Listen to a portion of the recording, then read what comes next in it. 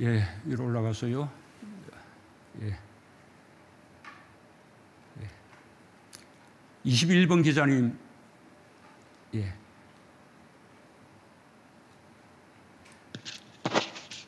네, 안녕하세요. 경향신문 이주영 기자입니다. 좀 전에 나왔던 그 입양아동 학대 사건과 관련해서 여러 문제점이 드러났지만 그중에 아동 학대 의심 신고를 접수하고도 경찰이 부실 대응했던 문제가 있었습니다. 검경 수사권 조정으로 경찰의 권한이 강화됐지만 경찰이 책임 수사를 할 수 있는 역량을 갖추고 있느냐는 의문이 제기되고 있는데요. 이에 대한 대통령님 견해를 듣고 싶습니다. 예,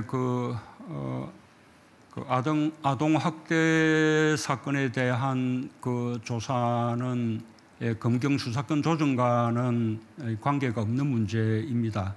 검경 수사권 조정 이전부터도 그런 사건들은 1차적으로 경찰이 담당을 하고 있고 또 지역사회와 가장 밀착되어 있기 때문에 경찰이 당연히 1차적인 조사를 할 수밖에 없는 상황입니다.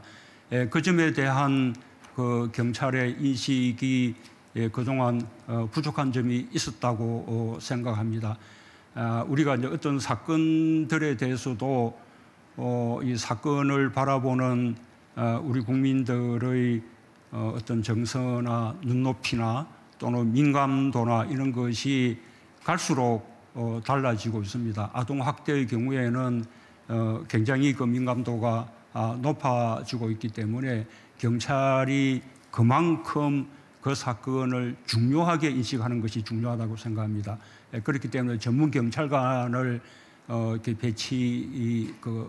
배치함으로써 그 전문 경찰관이 아까 아동 학대 전담 공무원과 또 지역사회의 아동 보호기관 등과 함께 이렇게 연계를 하면서 학대 아동을 보다 조기에 발견하고 또 학대 아동이 신고될 경우에 적절한 조치를 취할 수 있도록 그렇게 준비를 더 강화시켜 나가겠습니다.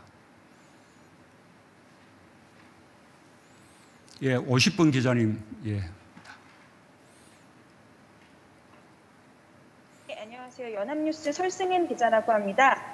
대통령님, 저는 그 감사원 관련해서 좀 여쭙고 싶습니다. 지금 여권을 중심으로 월성 원전에 대한 감사원 감사나 검찰 수사가 정치적 성격을 띠고 있다는 비판이 제기되고 있는데요. 나아가서 감사원이 정부의 탈원전 정책 수립 과정까지 감사하는 것은 월권이라는 지적도 일각에서 나오고 있습니다. 근데 반대편에서는 여권의 지나친 압박이 오히려 감사원의 독립성을 해치는 거 아니냐 이런 지적도 나오는데요. 대통령께서는 감사원의 월성원전 감사 그리고 검찰의 관련 수사를 어떻게 바라보고 계신지 궁금합니다. 그리고 여기에 덧붙여서 대통령님께서는 지난 2017년에 최재형 감사원장 임명을 하실 때 어떤 외압에도 흔들리지 않는 성품, 감사 공정성을 높일 적임자라고 평가하신 바가 있는데요. 지금도 이제 임명 3년이 조금 넘었는데 지금도 그 생각에는 변함이 없으신지 그것도 궁금합니다.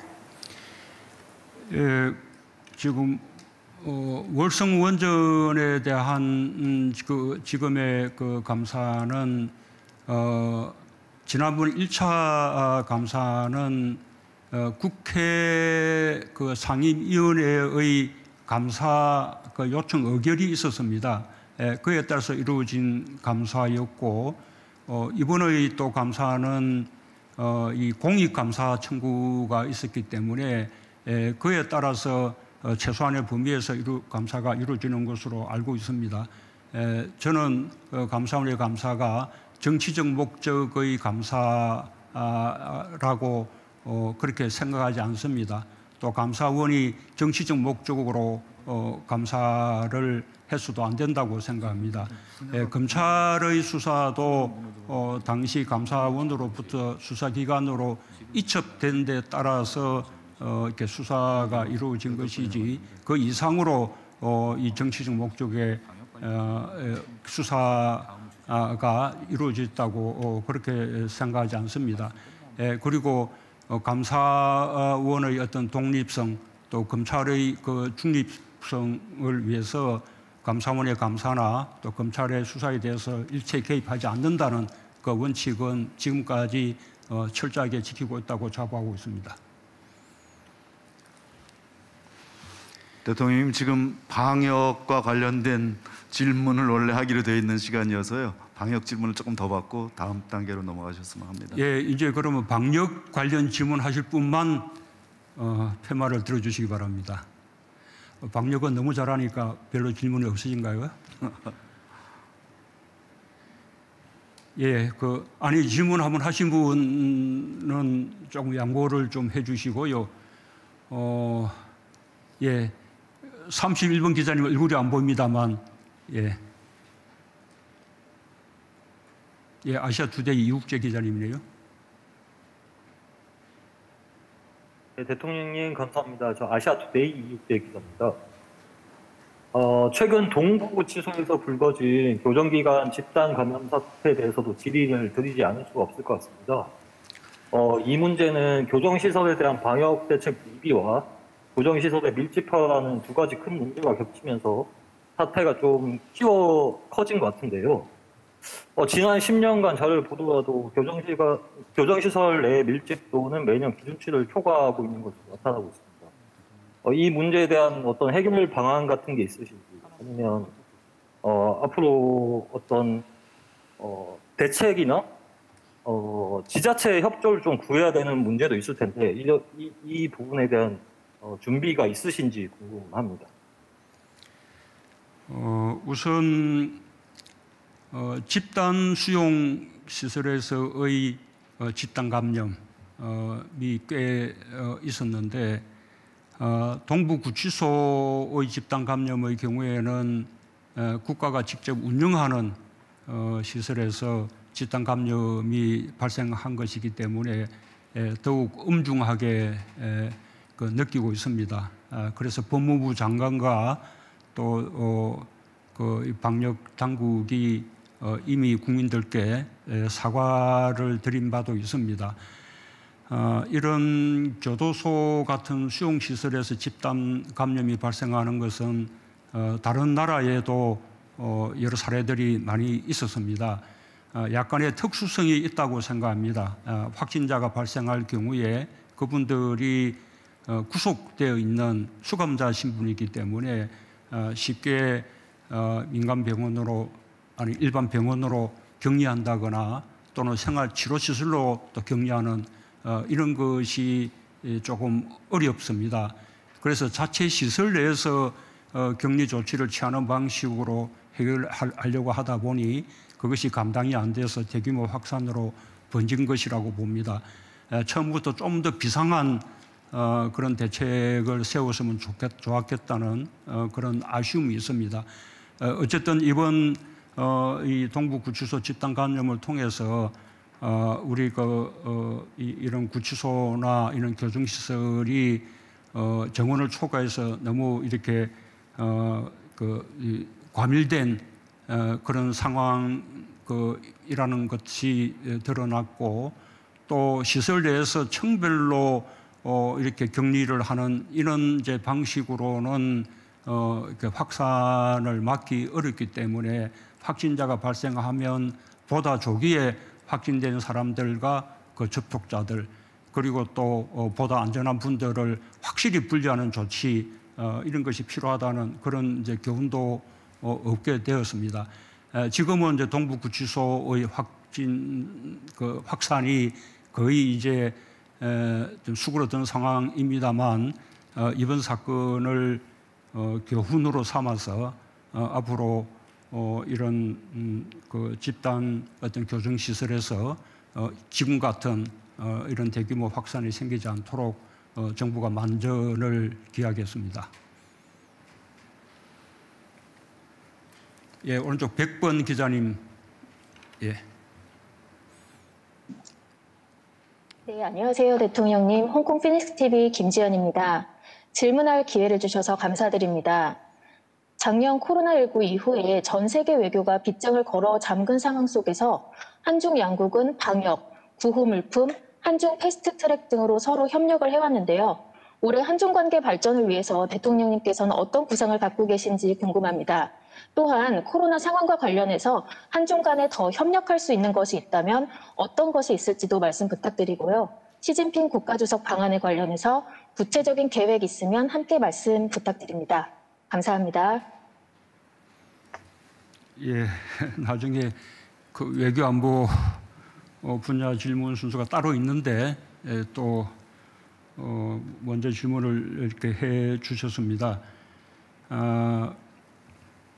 우리로서는 한미 관계, 그다음에 한중 관계 모두 중요합니다.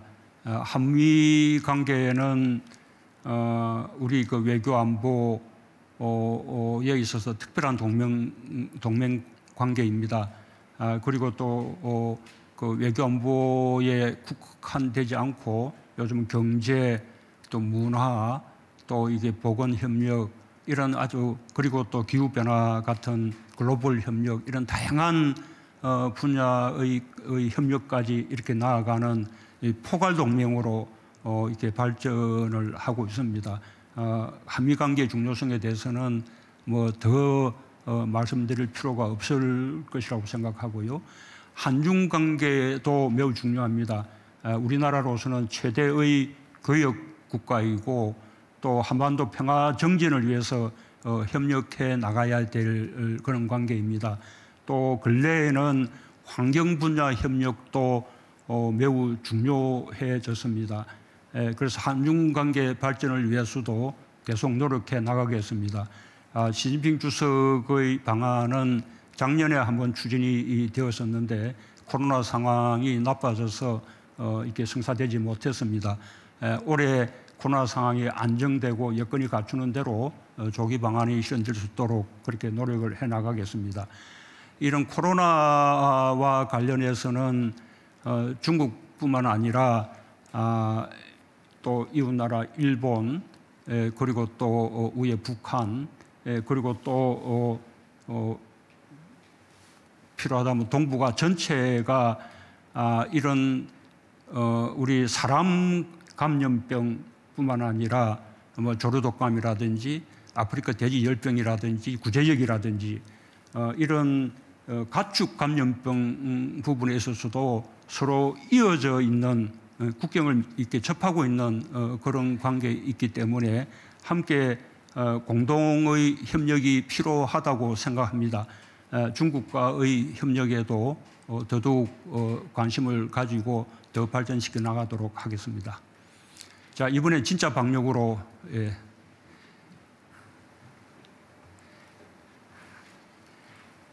73번 기자님 부탁합니다.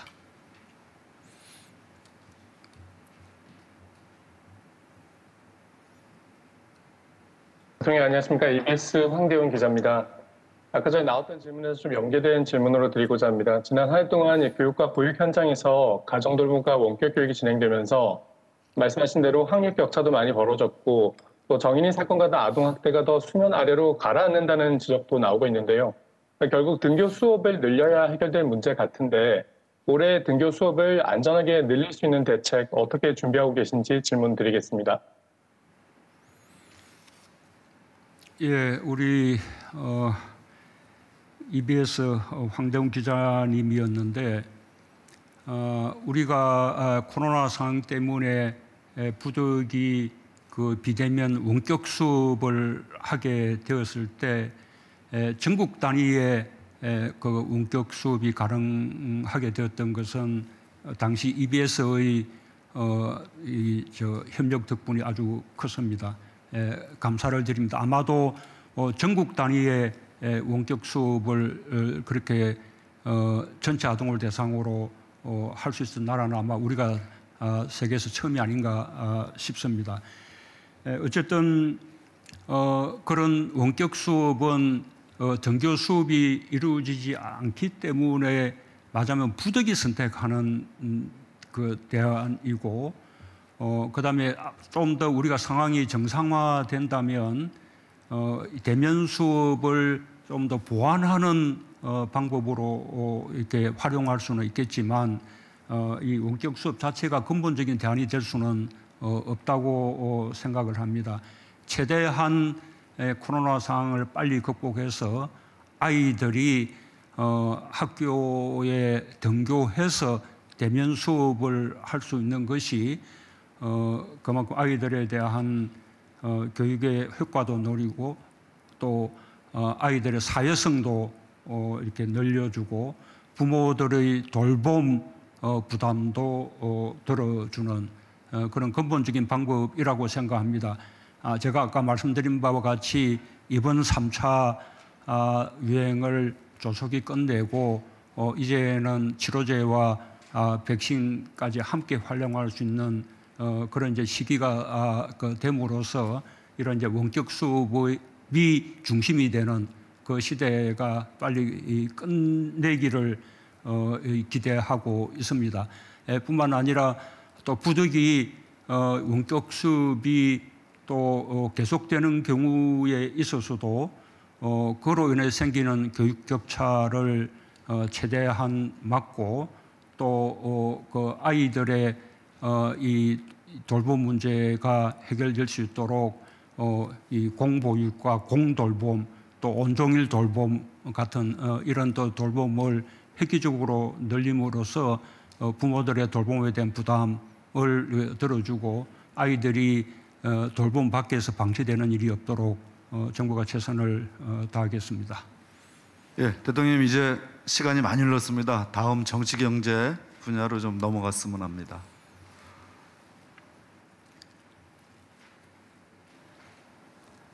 예, 예, 이제 정치 경제라고 합니다. 예, 35분 기자님, 예.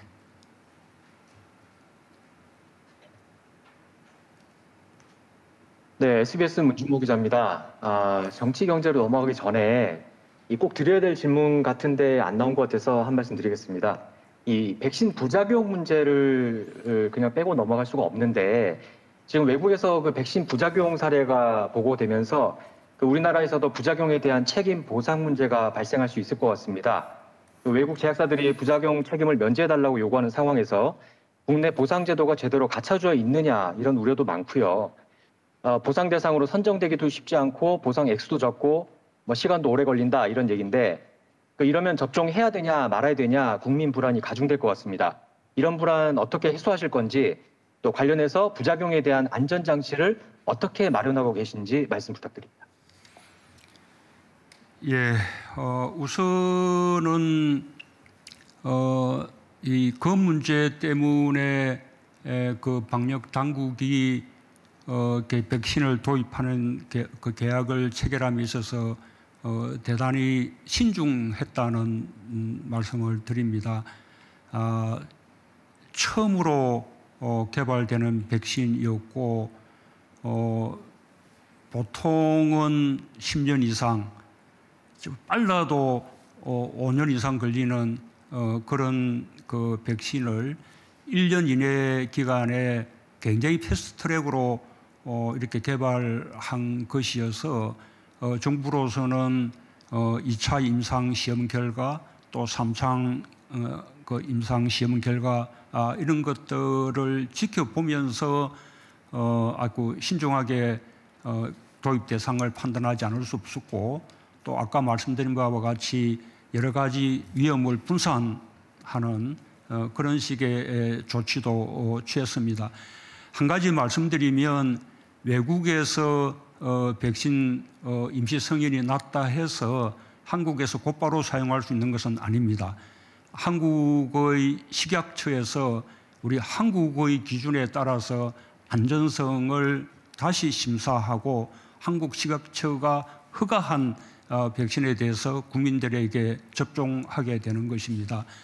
그래서 한국에서 접종이 시행되는 백신의 안전성에 대해서는 국민들께서 안심하셔도 된다라는 말씀을 드립니다.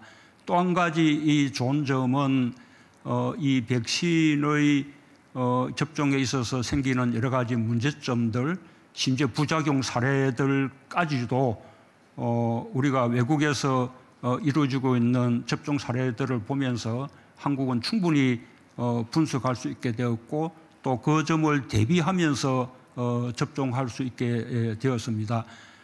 그 점에 대해서도 국민들께서 우리 한국의 백신 접종에 대해서 보다 신뢰도 좋다는 말씀을 드리고 싶습니다.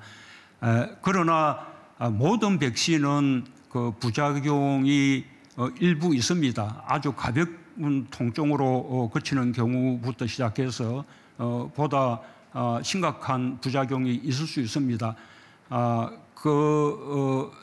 그런 경우에 우리 그 한국 그 정부가 전적으로 부작용에 대해서 책임을 지게 됩니다. 그 부작용에 대해서 정부로부터 보호받지 않고 개인이 맞으면 피해를 이렇게 그냥 일방적으로 입게 되는 일이 있지는 않을까, 이런 염려는 전혀 하시지 않아도 됩니다. 요약하자면 백신 접종은 무료입니다.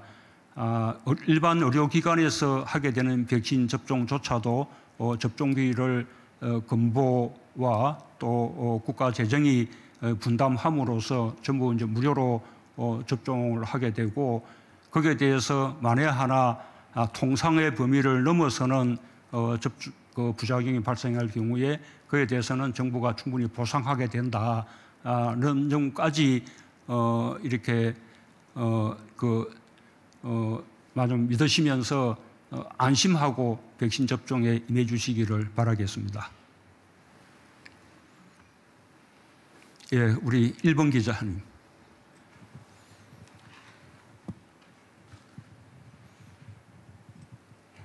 네, 7번입니다. 채널A 7번입니까? 네, 예. 채널A 자원재 기자입니다. 예, 작년에는 부동산이든 주식이든 사면 올랐던 것 같습니다. 그래서 부동산이나 주식으로 주변에서 돈을 벌었다는 사람들도 있는데요. 반면에 주변에는 소상공인이나 자영업자들은 빚을 내서 대출을 받아서 영업을 하거나 아니면 폐업까지도 하는 분들도 적지 않은 상황입니다. 그래서 K 양극화라는 말도 나왔는데요. 이낙연 민주당 대표께서는 그 K 양극화 현상 해결을 위해서 이익공유제라는 방안을 제안을 하셨고, 여기에 대해서 찬반이 있는 걸로 알고 있습니다.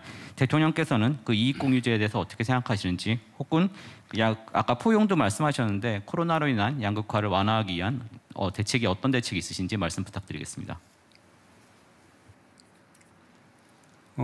우선 코로나 양극화를 위해서 정부가 1차적으로 하고 있는 대책이 지금 3차례에 걸친 재난지원금이라고 할 수 있습니다. 그 밖에도 고용을 유지하기 위한 지원, 그다음에 또 고용을 또 촉진하기 위한 지원, 그리고 또 소상공인들의 다른 여러 가지 부담들을 완화시켜 주기 위한 지원, 이런 지원들을 위해서 작년에 4차례에 걸쳐서 추경을 편성한 바 있습니다. 그렇게 앞으로도 정부가 최선을 다하겠지만 재정의 역할만으로 말하자면 K 양극화를 다 막기에는 역부족이라고 이렇게 할 수 있습니다. 그런데 그렇게 코로나 때문에 피해를 입는 소상공인 자영업자 또 고용 취약계층들이 있는 반면에 코로나 성자도 있습니다. 코로나의 상황 속에서 오히려 더 기업 성적이 좋아지고 오히려 돈을 버는 그런 기업들도 있습니다. 그런 기업들이 출연해서 기금을 만들어서 코로나 때문에 고통받는 소상공인 자영업자 또는 고용 취약계층들을 도울 수 있다면 그것은 대단히 좋은 일이라고 생각합니다. 다만 그 전제는 그것을 제도화해서 이렇게 정부가 강제할 수는 없는 것이라고 생각합니다. 그것은 민간 경제계에서 어떤 자발적인 그런 움직임으로 그런 운동이 전개가 되고 또 거기에 참여하는 기업에 대해서는 국가가 강력한 인센티브를 제공하는 방식으로 권장해 나가는 그런 방식이 바람직하지 않을까 생각합니다. 그런 선례가 과거에 있었습니다. 우리 한중 FTA를 체결할 때 그 FTA가 이게 농업 또는 수산, 축산 이런 분야에는 많은 피해를 입히게 되지만 또 한중 FTA를 통해서 제조업이라든지 공산품 업체라든지 오히려 이렇게 혜택을 보는 기업들도 많이 있습니다. 그 당시에 그런 기업들과 공공 부분이 함께 기금을 조성해서 피해를 입는 농어촌 지역을 돕는 이른바 농어촌 상생협력기금이 운영된 바 있습니다. 물론 기업의 이 자발성에 근거한 것입니다. 그런 사례대로 그 지금 이익공유제라는 그 이름이 어떻게 붙던 그런 코로나 시대에 오히려 더 이렇게 그 돈을 버는 그런 기업들이 피해를 입는 그런 대상들을 돕는 그런 자발적인 운동이 일어나고 그 운동에 대해서 정부가 또 강력한 인센티브를 제공하고 하는 것은 매우 바람직한 일이라고 생각을 합니다.